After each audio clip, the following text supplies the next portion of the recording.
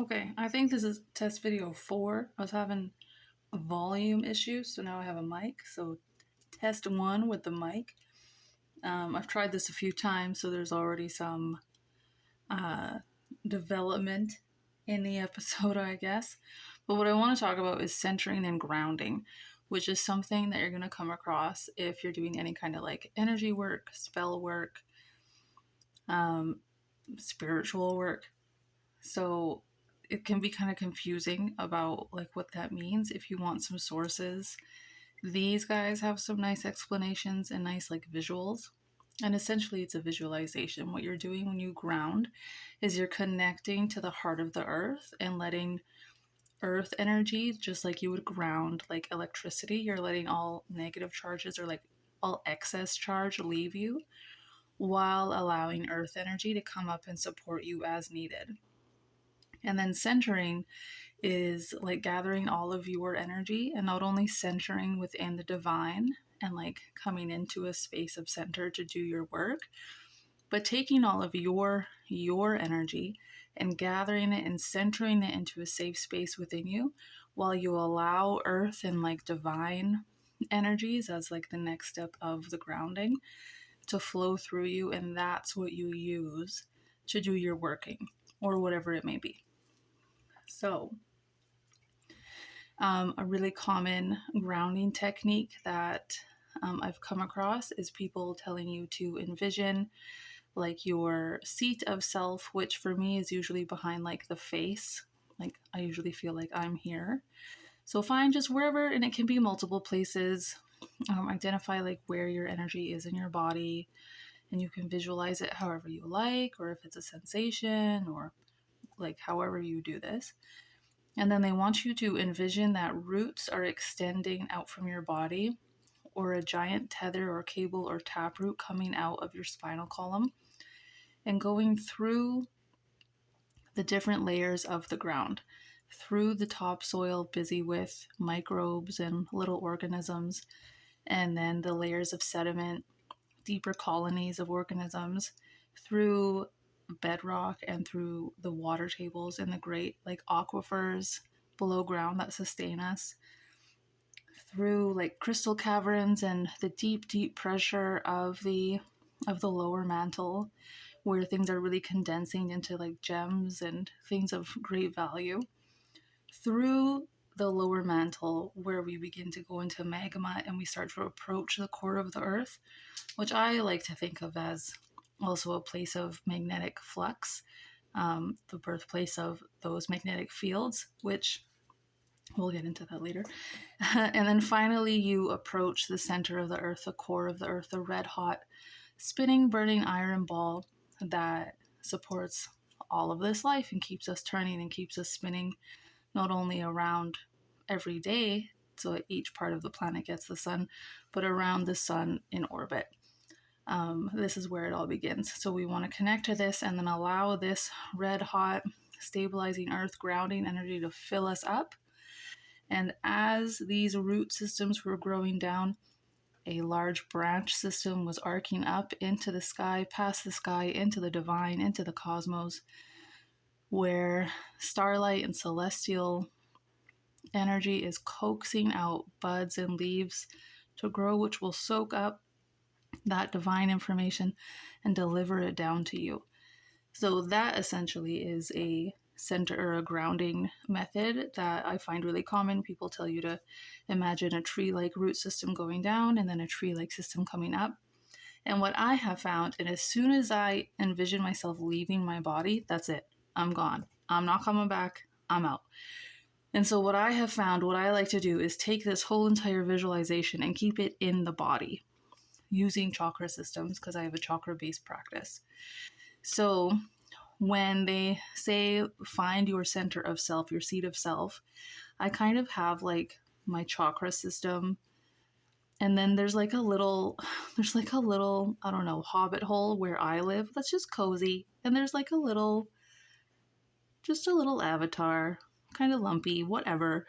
And so when I want to do chakra work, I envision kind of going in. So like if this is behind my face, which is generally where I find like my seat of self is, But sometimes there's multiples, or sometimes it's lower down in the body. But I'll find this little cozy space that I inhabit, and then I'll go into my chakra system and I'll go down to the root chakra, following this same naturalistic through the earth layers scheme. So the throat chakra is like the topsoil where all of this busyness, and like the top 6 inches of topsoil is like where all of our life comes from, basically. And then these great aquifers, these great giant like limestone caverns, and they're finding like caverns underground that are filled with like forests. So that's like my heart chakra. And as I'm going through, I might notice if it looks dry and sad and gray, or if it looks vibrant and there's rainbows and like parrots flying around or whatever. You know, you get visual with it. And then the solar plexus chakra is also often called the lustrous gem. So I just imagine kind of like crystal caves or like geodes, places of pressure that condense into like what you want, your desires. And then down into the flux space between solid earth and like molten earth core is the sacral chakra, the flow of emotion. It's not meant to be solid, it's meant to flow. And then we get to the root chakra, which is the heart, the iron heart of the earth. Same place. This is where you come from all people. This is where all people come from. This is where all the energy comes from. This is where all your energy should come from your breath and your movement and your posture. It should all come from down here. As far as I'm concerned, I'm not a doctor, so don't listen to me if that doesn't resonate. And then when I get down here, I usually have my like adventure gear on, this little avatar. And this helps me stay present in whatever working I'm doing. Again, if I go outside of the body and I'm trying to ground using the imagery of the trees outside and their roots are supporting me, now I'm with the trees, now I'm gone. Now I'm no longer in whatever I'm trying to do.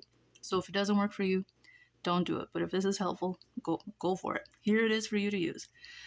So I'm usually down at the root chakra and I maybe fill up my little lantern with the red hot light. And then that turns into a big hot air balloon and I get to float up past all of these chakras that now are filled up with this grounded energy, if they weren't before. And then as I get up back into where I came from, again, now we're building this long trunk of the tree and we have branches coming out that touch the edge of my crown space here. And then maybe that celestial light is coaxing out little leaves that just break the barrier of physical body to energy body. And then I'm able to channel everything that I need. So how you do that is, a lot of people say earth energy is like magenta or like a hot red pink. This is all I got. And so you imagine that coming up and just like showering into the cosmos. And then maybe golden or pink or white, we're using yellow, celestial energy coming down and flooding into the earth. And these will mix. And if the yin yang symbol comes into, or whatever you want to use, like a vortex comes into mind, they're going to mix and they're going to become like a vibrant white, clean, pure, divine energy. And that is the energy that's flowing through you to use. Meanwhile, we're centering. These can happen in order. They can happen at the same time. Maybe depending on your working, you're going to change the order. Sometimes, like always, before I connect to spirit, I've centered and grounded. Sometimes before I even invite my guides in, I want to ground, but sometimes I do it with them there. It totally depends on what you're doing and what works for you. So don't expect to try it one time and like have it down. Right? Like you're going to have to do it over and over and allow yourself to change your system until you figure out your system. Yeah. So to center, while you're doing this, or before or after, you sit and you just think about your energy. Maybe it's like a color, maybe it's like a liquid or like a mist, a sensation. Maybe you're aphantasic and you don't visualize, so you can think about when you breathe, how your belly expands and all your organs are being squished, and you can listen for like the gurgles. And you can just kind of assign some qualitative words to it. The point is, if you can visualize, we're going to visualize our energy flowing through our body, and then we're going to contain it. And you can do that however you like. I like to contain everything into like this little bubble that usually has like a tree in it. That's what this is, like a tree and like a picnic table or like a tea table. And I call it sometimes my sanctuary or my bower, your haven, your abode, your temple, your inner sanctum, like whatever you want to call it. And this can be a place that you go as well, but for this purpose, it's just a place where like my energy is. It's totally safe. It's protected by all this energy I'm challenging. It's protected by my grounding. It's protected by my guides. I've done like other work to protect it. Maybe you have like a temple. That's what this drawing is supposed to be in there, or like a water feature. That's what this was supposed to be. Whatever works for you. So you imagine all of your energy cleansing, coursing through your body. I usually have it with this white mixed Gaian, Terran, Earth, celestial, divine, cosmic energy coming into like the energy that is life, that is here to be worked with, all mixing together. And I maybe identify my energy as a color or as a variation within this white. And so I just imagine it going like into nothingness, into the recesses of my being where it is protected. And thus the energy coursing through me that is available to use is divine energy. It's not mine. My energy is protected. And so when I'm done my working, I can ground again and I can send all of this out. And then I will be restored to go about my day without having used up my resources, other than the regular resources that are used up, like when you sit and you focus, right? Signs that you need to center for me. Oh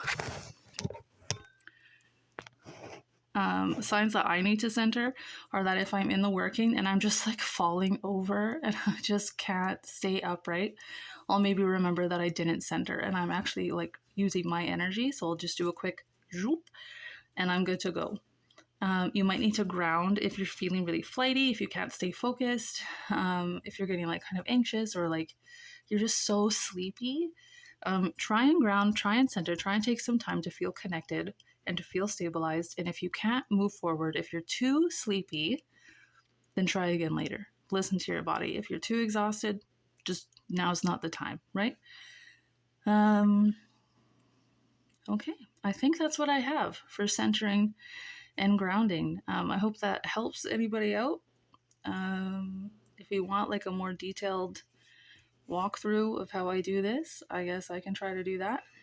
Yeah, hope this audio worked and this is fine to publish. Okay, team, bye.